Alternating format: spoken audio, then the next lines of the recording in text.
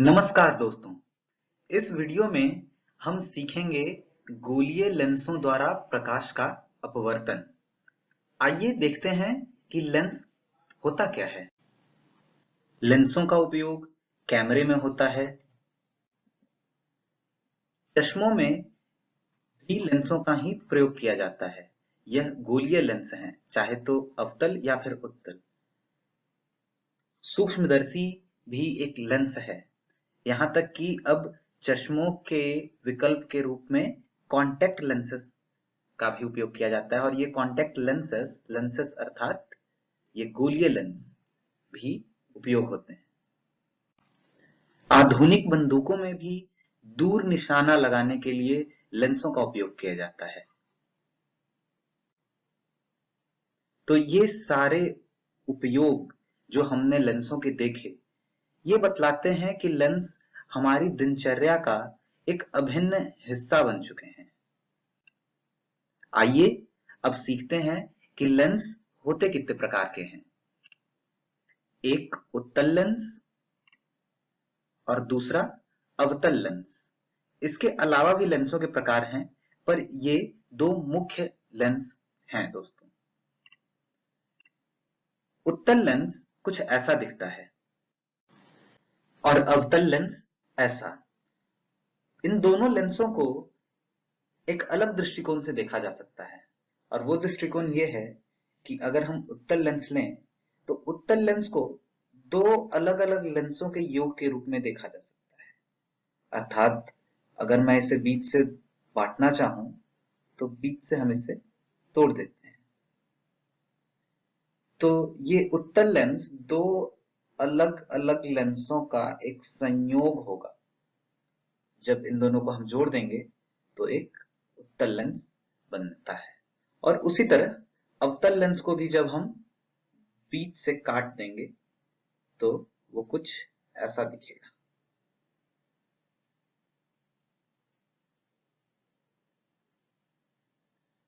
जी, तो हम समझ सकते हैं कि ये जो वक्र पार्ट है, ये जो वक्र वक्र भाग है इस लेंस का, इसकी अपनी एक त्रिज्या होगी और इस वक्र भाग की भी अपनी एक त्रिज्या होगी।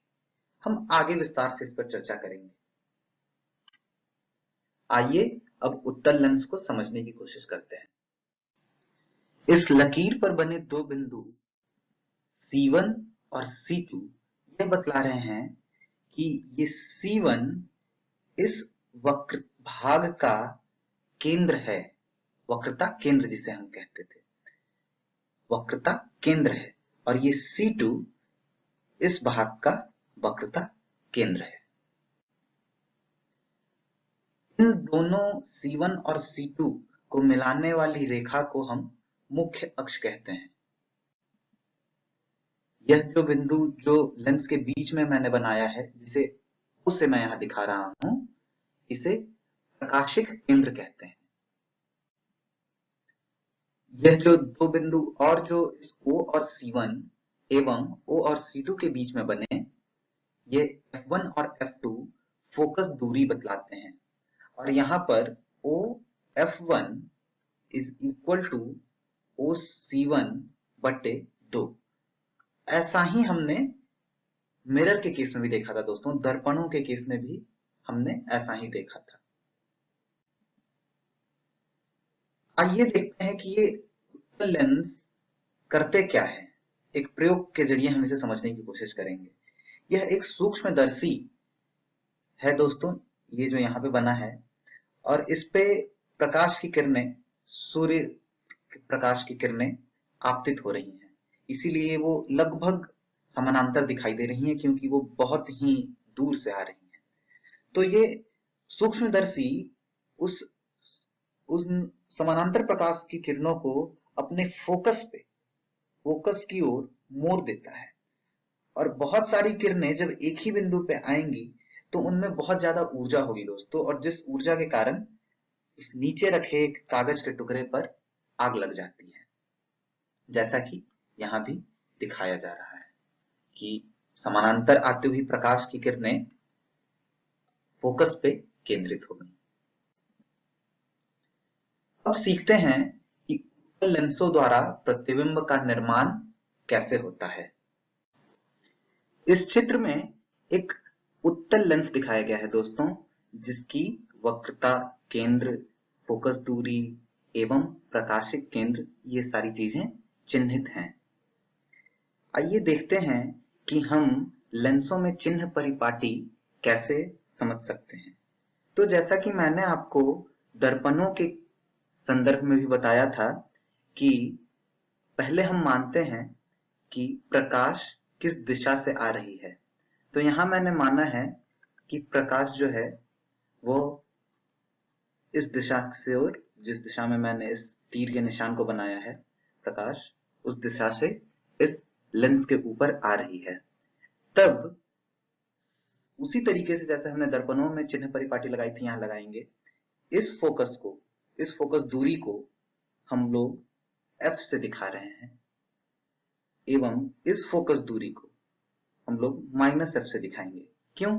क्योंकि इस फोकस दूरी को नापने के लिए हम जब O से शुरू करेंगे, हर दूरी केंद्र से नापी जाती है, पोल से नापी जाती है हर दूरी दोस्तों। तो ये जो प्रकाशिक केंद्र है जिसे हम पोल कह रहे हैं, जब हम यहां से F1 पे आने की कोशिश करेंगे तो हमें प्रकाश के विपरीत दिशा में चलना होगा। तो जब भी कोई दूरी प्रकाश की चाल के विपरीत दिशा में नापी जाती है तो उसे हम निगेटिव साइन से दिखाते हैं। जबकि अगर हमें इस फोकस दूरी को OF2 जो फोकस दूरी है इसको लिखना होगा, तो जब हम O से चलना शुरू करेंगे F2 तक, तब हम उसी दिशा में जा रहे हैं जिस दिशा में प्रकाश भी गमन कर रही है। तो इस फोकस दूरी को कैपिटल F से, माफ करिएगा कैपिटल F नहीं, धनात्मक F अर्थात पॉजिटिव F से हम दिखा रहे हैं। यहाँ पर दोस्तों मैंने दोनों फोकस दूरी को, दोनों अर्थात इस फोकस दूरी को और इस फोकस दूरी का द्रव्यमान F ही लिया है। अर्थात मैं यह मान रहा हूं कि जब मैं इस लेंस को बीच से काटूंगा, जैसा कि हमने पहले भी देखा है, तो इन दोनों की वक्रता त्रिज्याएं समान ही हैं। अर्थात ये दोनों लेंस एक दूसरे के समरूप हैं, जिनको मिला करके हमने यह उत्तल लेंस बनाया है। ऐसा भी हो सकता है दोस्तों कि जब दो अलग अलग लेंसों को मिलाया गया तो उनकी वक्रता त्रिज्याएं अलग अलग हों। वक्रता त्रिज्याएं अलग अलग होने से क्या होगा, दोनों की फोकस दूरी भी अलग अलग हो जाएगी। जैसा कि इधर का अगर ये F2 है तो इधर का जो दूरी है, इधर की जो दूरी मिलेगी हमें, वो हमें मिलेगी अलग, जिसको स्मॉल f2 से मैं दिखा रहा हूं, और इस वाले भाग का जो फोकस दूरी है वो हमें मिलेगा f1, जो कि f2 से अलग है। तो इस केस में दोस्तों यहां पर f1 not equal to f2, अर्थात f1 f2 के बराबर नहीं है। पर हमें इस तरह के केस के बारे में अभी नहीं पढ़ना है, हम अभी चर्चा करेंगे वैसे ही लेंसों के बारे में जिसकी दोनों वक्रता त्रिज्याएं बराबर हों। आइए अब एक वस्तु का प्रतिबिंब बनाने की कोशिश करते हैं उत्तल लेंस के जरिए। तो हम ऐसा मान रहे हैं कि वस्तु इसके वक्रता केंद्र और फोकस के बीच में है, यहां पर, जिसे मैं A B से दिखा रहा हूं। जैसा कि हम जानते हैं कि इससे बहुत सारी प्रकाश की किरणें निकल रही होंगी, पर हमें बस दो प्रकाश की किरणों की जरूरत है। एक जो इसके समानांतर जाए, मैं दूसरा रंग यूज कर लेता हूं, एक जो इसके समानांतर जाए, और हम जानते हैं कि हर समानांतर प्रकाश की किरण हमेशा उसके फोकस से होके जाती है दोस्तों। तो ये फोकस की ओर मुड़ गई। तो ये पहली किरण जो समानांतर जा रही थी वो फोकस की ओर मुड़ गई, और दूसरी किरण को मैं यहाँ लाल रंग से दिखाने की कोशिश करता हूं। दूसरी किरण हम दोस्तों इसके प्रकाशिक केंद्र से होकर गुजारेंगे। तो जो भी प्रकाश की किरण प्रकाशिक केंद्र से होकर गुजरती है वो सीधी सरल रेखा में गमन करती रहती है। तो इस तरह से ये दोनों किरणें यहां पर मिलेंगी, जिससे हम प्रतिबिंब के निर्माण की जगह के रूप में देख सकते हैं। तो ये ए डैश और ये बी डैश। तो जैसा कि हम देख रहे हैं दोस्तों कि प्रतिबिंब उल्टा बना है पर वास्तविक बना है। जब वस्तु को वक्रता केंद्र और फोकस के बीच में रखा जाता है। तो ये चीजें याद रखनी है कि हमें बस दो किरणें लेनी है, एक जो उसके पोल से होके जाए, प्रकाशिक केंद्र से होके जाए, जो सीधी निकल जाएगी, और दूसरा समानांतर जाने वाली प्रकाश की किरण लेंस से गुजरने के बाद फोकस की ओर मुड़ जाती है। आइए एक और उदाहरण से इसे समझते हैं। इस बार मैं वस्तु को फोकस और पोल के बीच में रखता हूं, अर्थात यहां। इसका नाम हम ए बी देते हैं। तो जैसा कि हमें पता है, इन बहुत सारी प्रकाश की किरणों से हमें बस दो प्रकाश की किरणें चाहिए, और वो एक प्रकाश की किरण जो समानांतर जाए, समानांतर जाती हुई प्रकाश की किरण हमेशा उसके फोकस से होती हुई गुजरेगी, और दूसरी प्रकाश की किरण जिसे मैं फिर से लाल रंग से दिखा रहा हूं, जो कि उसके प्रकाशिक केंद्र अर्थात पोल से होकर गुजरेगी पर सीधी जाएगी। तो ऐसा प्रतीत होता है दोस्तों कि ये दोनों रेखाएं, ये दोनों किरणें आपस में कभी नहीं मिलेंगी। तो दर्पणों में भी हम ऐसा किया करते थे, दोनों किरणों को विपरीत दिशा में आगे की ओर बढ़ाइए, आगे की ओर बढ़ाने के बाद आपको पता चलेगा कि दोनों कटती हुई प्रतीत हो रही है, और जहां दोनों का कटान बिंदु है वहां पे आप, माफ करिएगा मेरे चित्र बनाने की कला मुझ में थोड़ी कम है, तो जहां पे दोनों का कटान बिंदु है वहां पे प्रतिबिंब का निर्माण होगा ए डैश बी डैश। ये प्रतिबिंब काल्पनिक है दोस्तों। क्यों? क्योंकि ये वास्तविक किरणों के कटने से नहीं बना, वास्तविक किरणों के मिलने से नहीं बना है। ये हम आभासी रूप से किरणों को मिला रहे हैं, पर ये प्रतिबिंब सीधा है। और ये प्रतिबिंब आपको कब दिखेगा? ये प्रतिबिंब आपको तब दिखेगा जब आप यहाँ पर अपना आंख रखें और यहां से देखेंगे तो आपको प्रतीत होगा कि इस वस्तु का प्रतिबिंब बड़ा दिखाई दे रहा है। तो सूक्ष्मदर्शियों में ऐसा ही किया जाता है। वस्तु को, जो छोटी वस्तुएं होती हैं, उन्हें पोल और फोकस के बीच में रखा जाता है ताकि उनका एक बहुत बड़ा प्रतिबिंब दिखाई दे।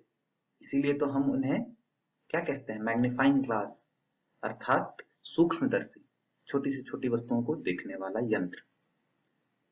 तो दूसरी तरफ से, जब सूक्ष्मदर्शी के दूसरी तरफ से हम देखते हैं तो वो वस्तु हमें इनलार्ज दिखाई देती है, अपने साइज से बहुत बड़ी दिखाई देती है। आइए मैं आपको जल्दी से अवगत करा देता हूं बाकी के वस्तु व प्रतिबिंब स्थितियों से। यहाँ केस ए में जब अनंत से आती हुई समानांतर प्रकाश की किरणें उत्तल लेंस पर पड़ रही हैं, तो फोकस पे उसका प्रतिबिंब बन रहा है जो कि बिंदु आकार का है। दूसरे केस बी में जब वस्तु को वक्रता केंद्र से परे रखा जाता है तो उसका प्रतिबिंब फोकस और उसके वक्रता केंद्र के, दूसरे वक्रता केंद्र के बीच में बनता है। तीसरा केस है दोस्तों, जब वस्तु को वक्रता केंद्र पे ही रखते हैं, C1 पे ही रखते हैं, तो उसका प्रतिबिंब भी वक्रता केंद्र, दूसरे वक्रता केंद्र अर्थात C2 पे बनता है। तीसरा केस जो है दोस्तों, उसमें वस्तु को हमने वक्रता केंद्र और फोकस के बीच में रखा है, जिसका प्रतिबिंब दूसरे वक्रता केंद्र के परे बन रहा है। पांचवा केस दोस्तों, जिसमें फोकस पे रखते हैं जब हम वस्तु को, तो उसका प्रतिबिंब अनंत पर बनेगा। क्यों? क्योंकि दोनों रेखाएं आपस में कभी नहीं कटेंगी। आप उसको दोनों तरफ बढ़ा लें पर वो कभी कटती हुई प्रतीत नहीं होगी। तो फोकस पे रखने पर उसका प्रतिबिंब अनंत पे बनता है, और अनंत से आती हुई किरणों का प्रतिबिंब फोकस पे बनता है। और आखिरी और छठा जो केस है दोस्तों, जिसमें जब हम फोकस और पोल के बीच में वस्तु को रखते हैं तो उसका प्रतिबिंब वस्तु की ओर ही आभासी बनता है, जो कि सीधा और उससे बड़ा होता है। अब देखते हैं कि उत्तल लेंसों द्वारा प्रतिबिंब निर्माण सारणी।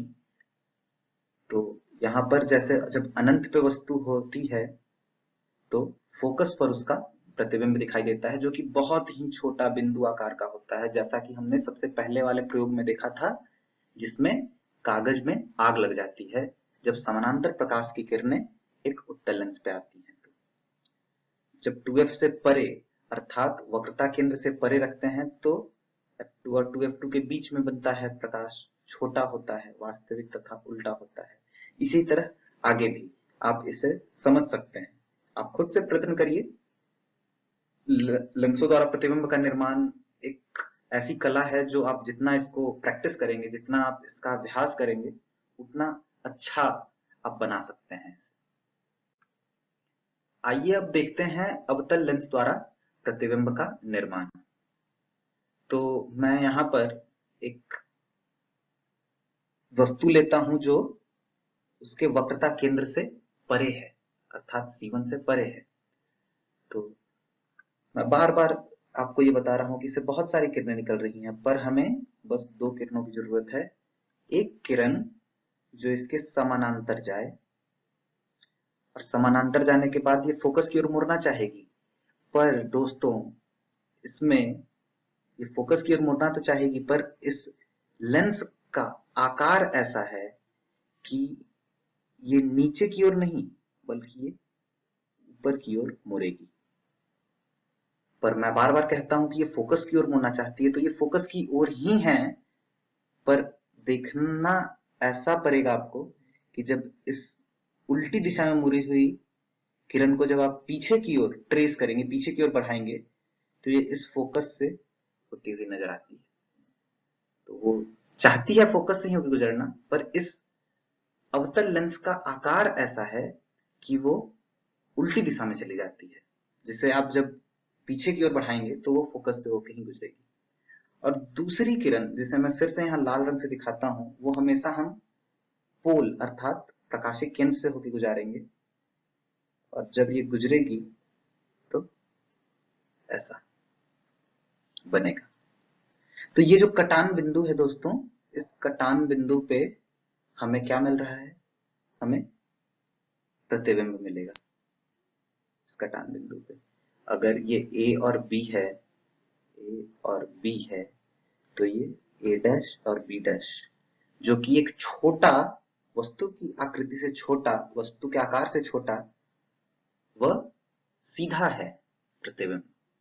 और ये एक आभासी प्रतिबिंब है। क्यों? क्योंकि ये दो वास्तविक किरणों के कटने से नहीं बना है, बल्कि एक आभासी और एक वास्तविक किरणों के कटान बिंदु से होकर बना है। आइए एक और उदाहरण लेते हैं, और इस बार मैं इन दोनों के बीच में रखता हूं। इन दोनों के बीच में अर्थात वक्रता केंद्र और फोकस दूरी के बीच में वस्तु को रखता हूं, A, B। तो जब आप दो किरणें लेंगे, एक समानांतर जो कि चाहेगी कि फोकस से होकर गुजरे, पर इसकी आकृति, इसके शेप के कारण, इसके आकार के कारण वो उल्टी दिशा में जाएगी। पर जब आप इसको बैक ट्रेस करेंगे, पीछे की ओर बढ़ाएंगे, तो ये फोकस से होकर ही गुजरती है। और दूसरी किरण हमेशा कहां से लेनी है दोस्तों? पोल से लेनी है, प्रकाशिक केंद्र से लेनी है। ऐसा हम दर्पणों में भी करते आए हैं।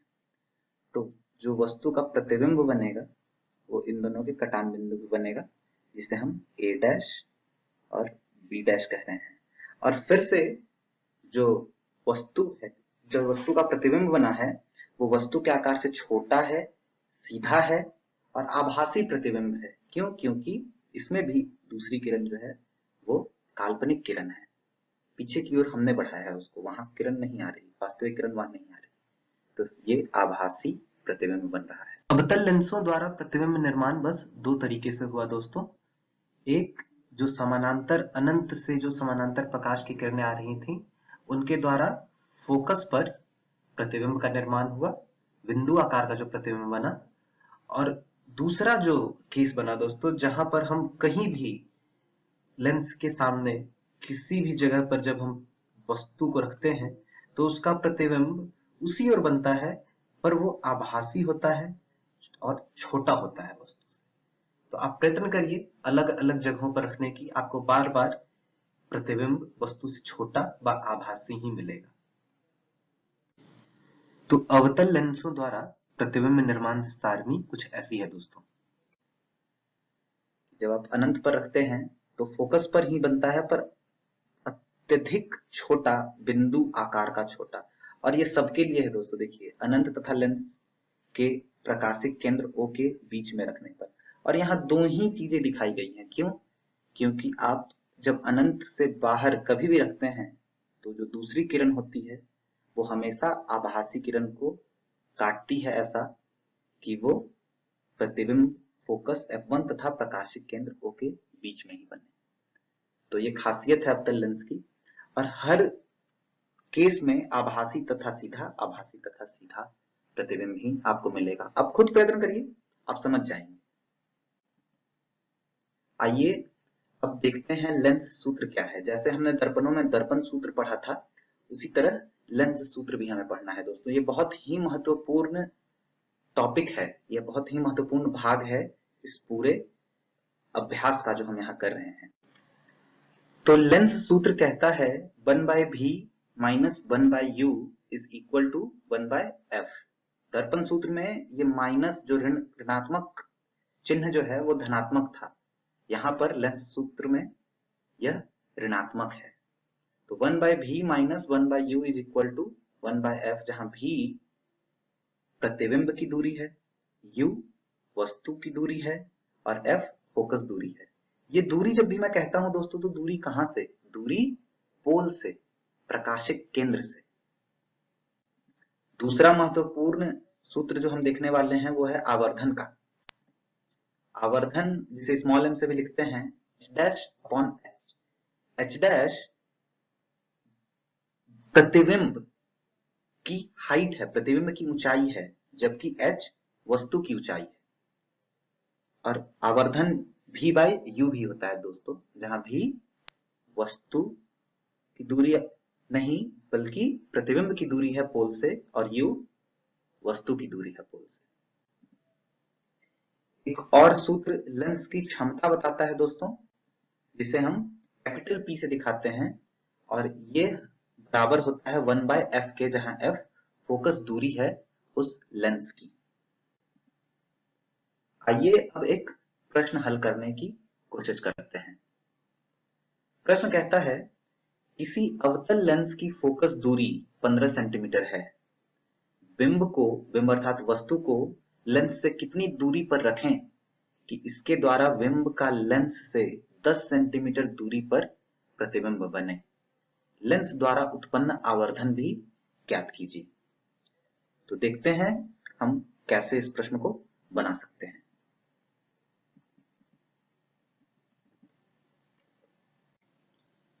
प्रश्न में दिए गए जानकारी के अनुसार दोस्तों प्रतिबिंब दूरी 10 सेंटीमीटर है, जिसे मैंने -10 सेंटीमीटर लिखा है, और फोकस दूरी -15 सेंटीमीटर।